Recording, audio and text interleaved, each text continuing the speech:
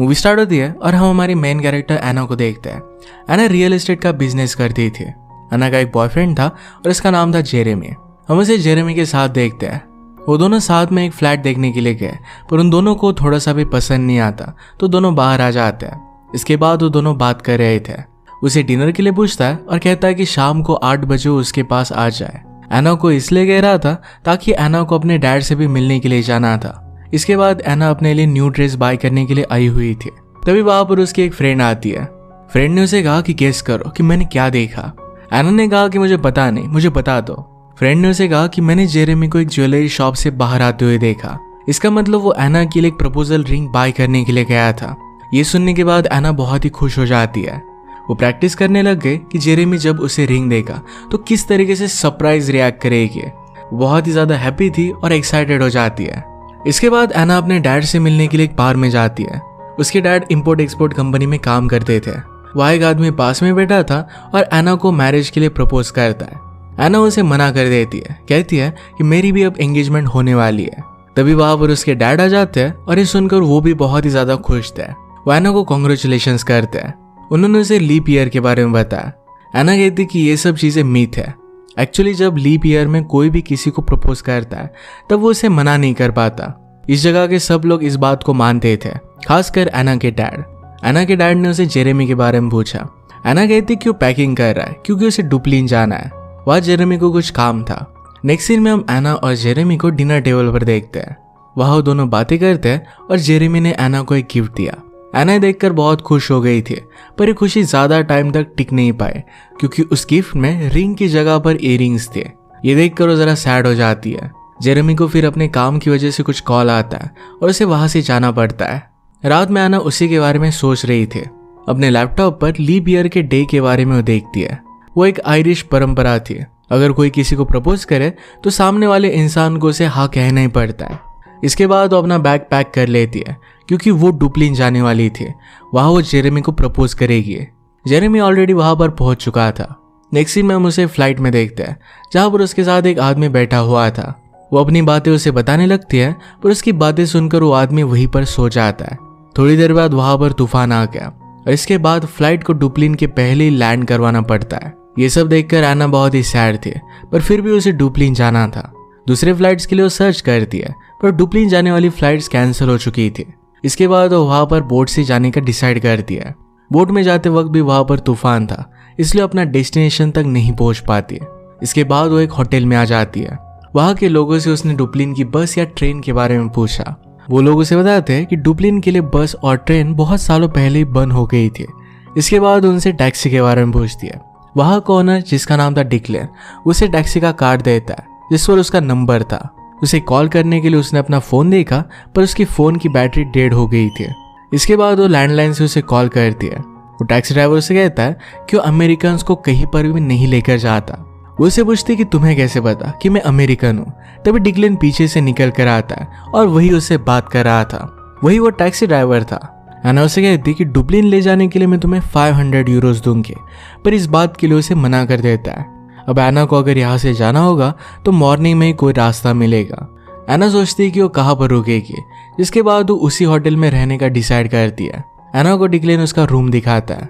एना को जरा भूख लग रही थी, इसके लिए डिक्लेन उसके लिए सैंडविच बनाने के लिए नीचे जाता है। एना को अपना फोन चार्ज करना था। फोन चार्ज करने के लिए इलेक्ट्रिसिटी होल्डर ये बेड में दबा हुआ था।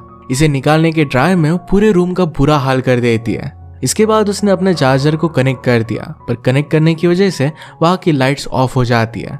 इसके बाद डिक्लेन रूम में आता है और उस पर थोड़ा सा गुस्सा करता है। उसने उसे डिनर के लिए सैंडविच दिया। नेक्स्ट डे सारी बातें वो जेरेमी को बताती है। इसके बाद जेरेमी उसे जल्द से जल्द मिलने के लिए कहता है। इसी बीच उसने देखा कि कुछ लोग लोन फिर से वापस लेने के लिए डिक्लेन के पास आए हुए थे। डिक्लेन ने अपने होटल के लिए उनसे जरा लोन लिया था। डिक्लेन उनसे और कुछ दिन मांगता है। एना अपने कपड़े चेंज कर रही थी और तभी वहां पर डिक्लेन आया। उसे कहता है कि उसे टैक्सी से डुप्लिन ले जा सकता है। उसे वैसे भी पैसों की बहुत जरूरत थी। एना ने उसे हाँ कहा और बाहर जाने के लिए कहा। वो दोनों बाहर निकले और डिक्लेन उसके लिए टैक्सी लेकर आया, पर टैक्सी की हालत बहुत ही खराब थी। एना उसे कहती कि प्लीज मुझे बताओ कि हम दोनों इस टैक्सी में नहीं जाने वाले। डिक्लेन उसे कहता है कि हम इसी टैक्सी से जाने वाले हैं। डिक्लेन ने एना का बैग टैक्सी में रखा। इसके बाद वो वहां से निकल जाते हैं। वो सैंडविच खाते हुए टैक्सी चला रहा था। रास्ते में एना उसे बताती है कि उसके बॉयफ्रेंड को लीप ईयर के दिन प्रपोज करने वाली है, जिस पर वो हंसने लगता है। उसका वो मजाक उड़ाता है और एना को गुस्सा आ गया, इसलिए उसका सैंडविच वो बाहर फेंक देती है। इसके बाद डिक्लेन ने टेप स्टार्ट किया, पर एना उसका कैसेट निकालकर बाहर फेंक देती है। डिक्लेन गाड़ी रोक देता है और इस टेप को लेकर आता है। रास्ते से जाते वक्त रोड पर बहुत सारी काउस थे, जिन्हें देखकर वो कार रोक देता है। काउस को एना खुद हटाती है और बड़ी मेहनत के बाद वो काउस रोड से हट जाती है। इसके बाद उसका पैर काऊ के पूप पर पड़ जाता है, जिसे देखकर डिक्लेन हंसने लगता है। एना भी गुस्सा होकर उसकी कार पर लात मार देती है। इससे कार अपने आप घाटी के नीचे चली गई और एक बड़ी से नाले में गिर जाती है। अब एना बहुत परेशान हो गई थी क्योंकि उसका बैग भी उसी में था। इसके बाद वो दोनों फाइट करने लग जाते हैं। एना जैसे तैसे अपना बैग निकाल लेती है और वहां से जाने लग गए। डिक्लेन उसे कहता है कि मैं एक टो ट्रक मंगवा लूंगा, फिर हम यहाँ से जा सकते हैं, पर एना नहीं रुकती है।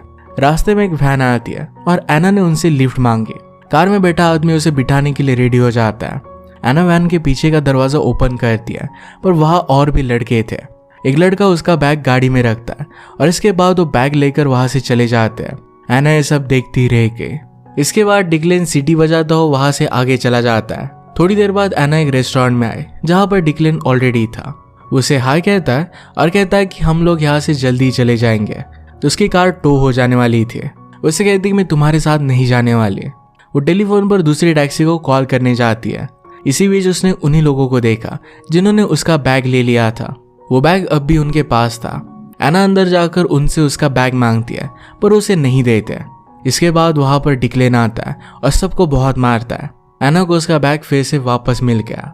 लड़ाई की वजह से रेस्टोरेंट के ओनर उन दोनों को वहां से निकाल देते हैं। वो दोनों फिर से साथ में थे।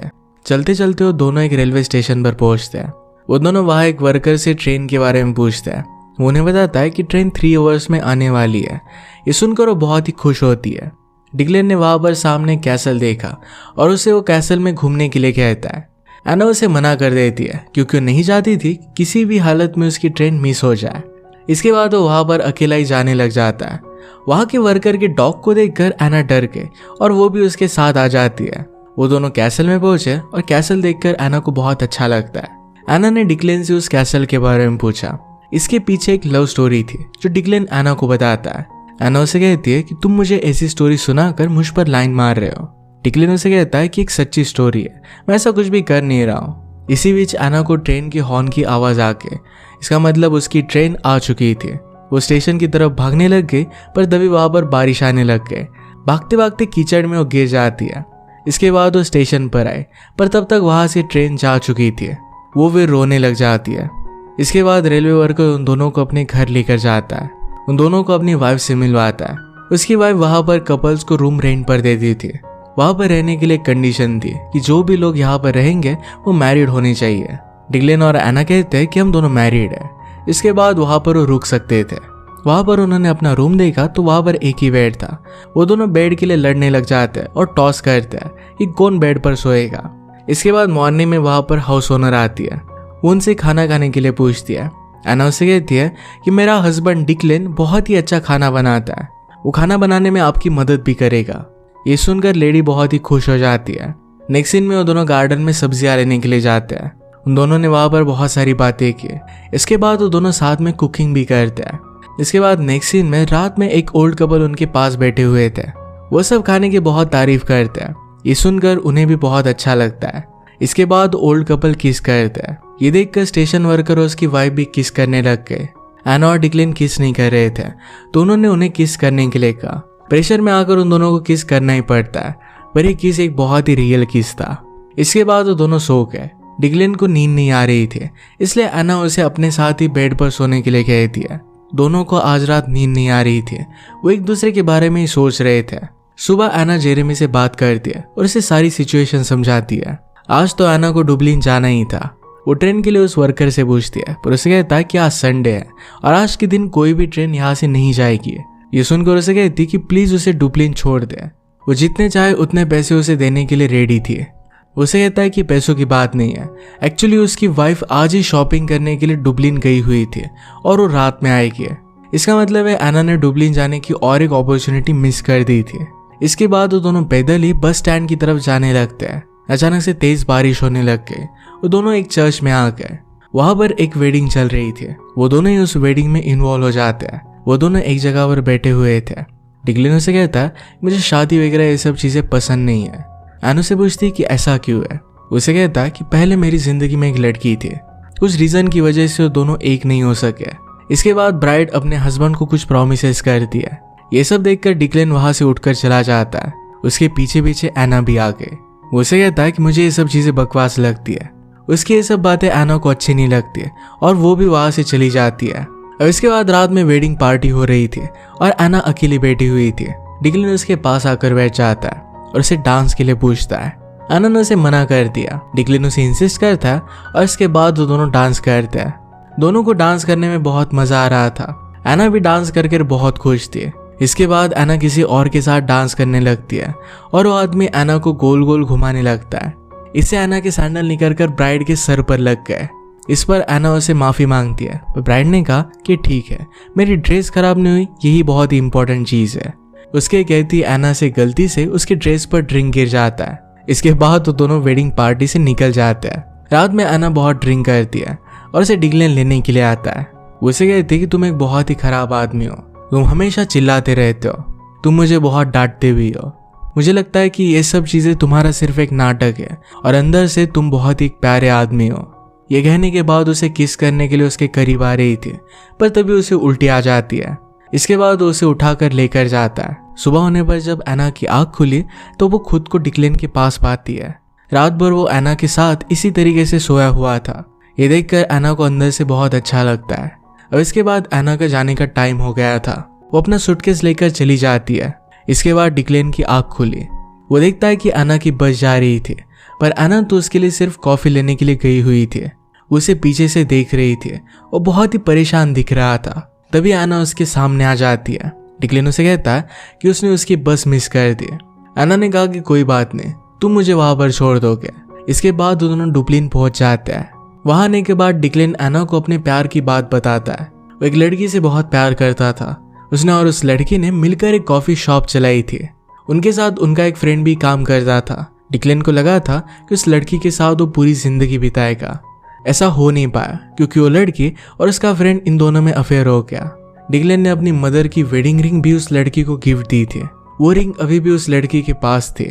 ये सुनकर एना उसे कहती है कि तुम्हें वो वेडिंग रिंग फिर से वापस लानी चाहिए, वो तुम्हारी मदर की है। डिक्लेन उसे कहता है कि अब बहुत सारा टाइम बीत चुका है। इसके बाद डिक्लेन उसे उसके डेस्टिनेशन वेडिंग पर पहुंचाता है। एना उसे उसके पैसे देने लगती है, पर डिक्लेन उसे वो पैसे नहीं लेता। वो उससे वही कॉइन मांगता है जिससे उन्होंने बेड पर सोने के लिए टॉस किया था। वहां से जाने लग गया और एना को भी अच्छा नहीं लगता। डिक्लेन अपनी फीलिंग्स बताने के लिए टर्न हुआ, पर इतने में वहां पर जेरेमी आ गया था। वो एना के गले लग जाता है और वह उसे शादी के लिए प्रपोज करता है। ये देखकर डिक्लेन वहां से चला गया। एना ने जेरेमी को हाँ कर दी थी। इसके बाद उन दोनों की शादी की तैयारी होने लग गई। डिक्लेन अकेला ही रोड पर चल रहा था, जिसके बाद वो किसी को फोन करता है। इसके बाद वो अपने एक्स से मिला और घर चला जाता है। घर जाकर वो अपना रेस्टोरेंट चलाता है जो कि बहुत ही अच्छा चलता है। थोड़े दिनों बाद जिन लोगों से उसने पैसे लिए थे वो वहां पर आ गए थे। वो उन्हें पैसे पे नहीं कर पा रहा था और इसी वजह से उसका सारा सामान वो बाहर निकालने की बात कर रहे थे। यहाँ पर डिक्लेन के कस्टमर उसकी पूरी मदद करते हैं। वो जो भी पैसे ओ करता था वो सारा उन्होंने पे कर दिया। पैरेलल में हम देखते हैं कि एना थोड़ी सी अपसेट थी। उसकी एंगेजमेंट के लिए पार्टी रखी जाती है। एना ने वहां पर एक फायर अलार्म देखा। उसे ट्रिगर करने जाती है। वो देखना चाहती थी कि क्या सच में जेरेमी उसके लिए केयर करता है। अलार्म के ट्रिगर होने के बाद जेरेमी एना को छोड़कर अपने दूसरे ही सामान को समेटने लग गया। ये देखकर एना उसे समझ गई कि जेरेमी उसके लायक नहीं है। इसके बाद उसे छोड़कर वहां से वो चली जाती है। कुछ दिनों बाद वो डिक्लेन के रेस्टोरेंट में आती है। डिक्लेन उसे देखता है और पूछता है कि तुम यहाँ पर कर क्या रही हो। उसे कहती है कि मैं तुम्हें बहुत लाइक करती हूँ। अपनी फीलिंग्स के बारे में उसे बता देती है। डिक्लेन उसे कुछ भी आंसर नहीं देता और वहां से चला जाता है। इसके बाद एना बहुत सैड हो गई। एक हाइटेड जगह पर जाकर वहां पर वो रोने लग गए। वहां पर डिक्लेन आया और उसे चुप कराता है। एना उसे पूछती है कि तुम मुझे छोड़कर क्यों चले गए थे। उसे कहता है कि मैं तुम्हारे लिए कुछ लेने के लिए गया था। उसे अपनी मदर की रिंग देता है। प्रीवियस सीन में अपनी एक्स से उसने अपनी मदर की रिंग ले ली थी। उसे वेडिंग के लिए प्रपोज कर देता है। एना ये एक्सेप्ट कर लेती है और दोनों किस करते हैं। अब वो दोनों साथ में थे। नेक्स्ट सीन हम कुछ दिनों बाद देखते हैं। वो दोनों उसी टैक्सी से और एक ट्रिप पर जा रहे थे और दोनों साथ में बहुत खुश थे। इसी के साथ ये मूवी एंड हो जाती है। अगर आपको एक्सप्लेनेशन अच्छा लगा तो प्लीज लाइक और कमेंट जरूर कर दीजिएगा। ये बहुत सारे मूवीज लेकर आते रहता हो तो प्लीज चैनल को सब्सक्राइब कर दीजिए और बेल नोटिफिकेशन आइकन दबाना मत भूलिएगा। हम फिर से मिलेंगे और एक नए मूवी के साथ। तब तक के लिए थैंक यू और आप अपने आप का ख्याल रखिए।